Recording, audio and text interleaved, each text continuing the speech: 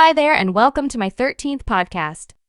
With my cosplay character Dynamis Ryne, I will be covering the end of the Little Ladies' Day and Hatching Tide events, the start of the Final Fantasy XVI crossover event on April 2nd, Dawn Trail pre-order bonuses and release date, and another Final Fantasy XIV sweepstakes starting today. Today is March 28th, 2024. So, the Little Ladies' Day and Hatching Tide events are ending on April 1st. I'll just go over them again for the last time. So, players will have a chance to get the PD mount. To participate in this event, players must have a level 15 character and complete one of the main scenario quests titled the Gridanian Envoy, the Ul'Dan Envoy, or the Lomansan Envoy. Then, players must speak to Jilly Eliapa in Old Gridania to accept the quest titled The Princesses and the Eggs. Here's some background about both events. The first Hatching Tide event started in 2011 with an eccentric Miqote named Jilly Eliapa. She believed to have been visited in her dreams by the 12 Archons of Eld, descending from the heavens on top of beautifully bedecked eggs. They spoke to her a declaration of their return, and she now works tirelessly to see her dreams someday turn to reality. Each year, countless eggs are gathered and painted in an array of colors with splendid patterns. Though most serve merely as decorations around the town, a select few chosen by Jilly and her dreamers are reserved for Hatching Hour, a grand ceremony in which the chosen eggs are used to summon the Archons. This event is a celebration of fellowship exemplified by concerted efforts to amass eggs for the festival.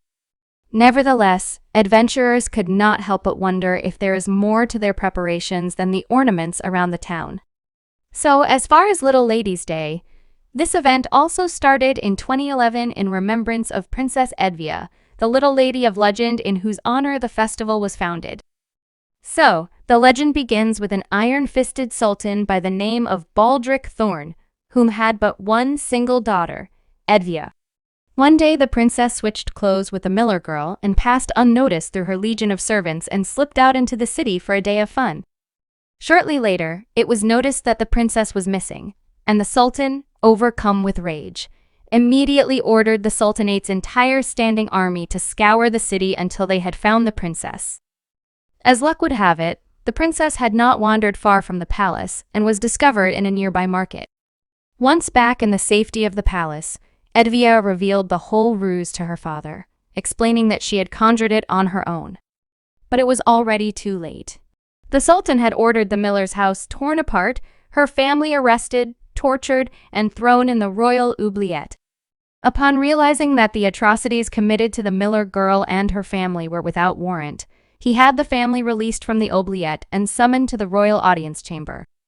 Not only did he personally apologize to the family and order the royal architects to design and build them a new home, but in a move most unexpected, Baldric himself offered to serve as the daughter's seneschal for a full day, saying that no young woman, regardless of her standing, should be denied the respect due all citizens of the Sultanate, that all girls, common or noble, are ladies in their own right.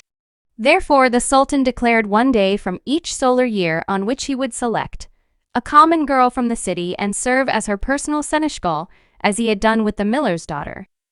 And that is the legend of Princess Edvia. Both events end on April 1st. So, moving on to my next topic, the Final Fantasy XVI event will start after the Little Ladies' Day and Hatching Tide events end. Starting April 2nd, players can visit the neophyte adventurer at the steps of Ul'dah and begin the quest titled A Land on Fire. To begin this quest, players must be at level 50 and completed the main scenario quest, The Ultimate Weapon. Players will have a chance to get rare in-game items such as the Torgal mount, Torgal pup minion, the Median costume set, the rare Clive Rossfield card, and rare Orchestrion rolls. This event ends on May 8th. So, moving on to my next topic, Dawn Trail pre-ordering has started and gamers can receive 2 in-game bonus items, the Wind-Up Zidane minion and Azima's earrings. Azima's earrings increase experience points for characters under level 90. Also, Dawn Trail will be released on July 2nd, but early access starts on June 28th for players that pre-order now. So, as a brief reminder, I will go over some highlights about the new expansion. Dawntrail will include 2 new jobs, Viper and Pictomancer. The Viper job is a close-range fighting style passed down by Tirali hunters, using 2 one-handed blades that can be combined into a single 2-handed weapon. As such, players can alternate between pressuring enemies with swift strikes by twin blades and then dealing mighty blows with their joined weapon. By calling on the memories of ancient hunters contained within its soul crystal, Viper can also imbue your character with additional power for a brief period of time. This Viper job unlocks with the Dawntrail expansion and having a Disciple of War or Magic at level 80. Players must also clear the Viper job quest in Ul'dah to obtain the Viper Soul Crystal.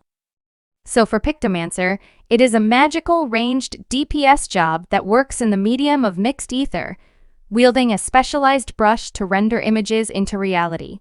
These images not only include creatures and weapons, but also landscapes as well. Because these images take time, the Pictomancer also has instant cast abilities and spells available during battle. Also, Dawntrail will include a new playable race, the female Hrothgars that hail from Ilsabard. Female Hrothgars number relatively few among the population, but are readily identified by their lithe, muscular forms and leadership personalities. In addition, there will also be a new limited job named Beastmaster. Also, I'm personally looking forward to the new city called Solution 9 that is home to an entirely different advanced civilization. Also, I'm itching to see the new region called Heritage Found because it's an extraordinary area unlike anything we have seen in Final Fantasy XIV. The fresh area is described as filled with overflowing lightning energies. Thick thunderclouds and streaks of purple levin then illuminate the land all the time.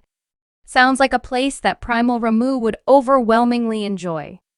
Finally, I am also excited about the new raid series, the Arcadion and the new Ultimate Raid, Futures Rewritten Ultimate. So, moving on to my last topic, the Xbox sweepstakes starts today. Players that wish to participate must reply to the announcement post on the official Final Fantasy XIV X account and include the Final Fantasy XIV hashtag in their reply.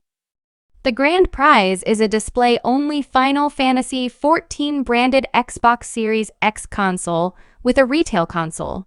The retail console will include a 12-month Xbox Ultimate Game Pass subscription code and a Final Fantasy XIV Online Complete Collector's Edition Xbox game code. The sweepstakes ends on April 11th. So, that's all I have for my 13th weekly podcast. If you enjoy my podcasts, you can subscribe to my podcast channel on YouTube and Rumble.